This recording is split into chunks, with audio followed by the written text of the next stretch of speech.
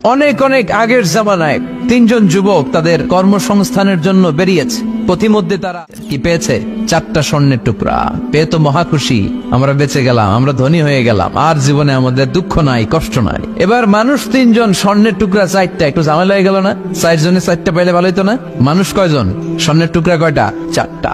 এবার তারা বলতে লাগলো আমাদের প্রচন্ড ক্ষুধা পেয়েছে। একজনকে বলল তুই বাজারে যা, বাজার থেকে রুটি কিনে নিয়ে আয়।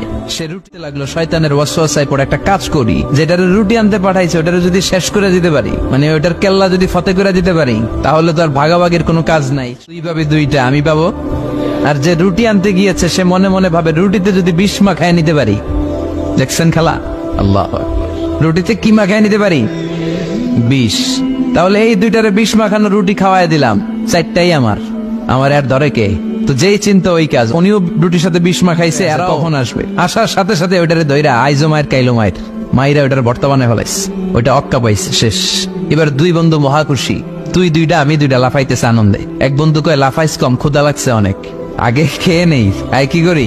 এবার প্যাকেট থেকে বিষ মাখানো রুটি বের করে রুটি খাই, ওই 2টাও শেষ। 4টা স্বর্ণের টুকরা স্বর্ণের টুকরার জায়গায় পড়ে আছে, আর 3টা লাশ পাশে পড়ে আছে।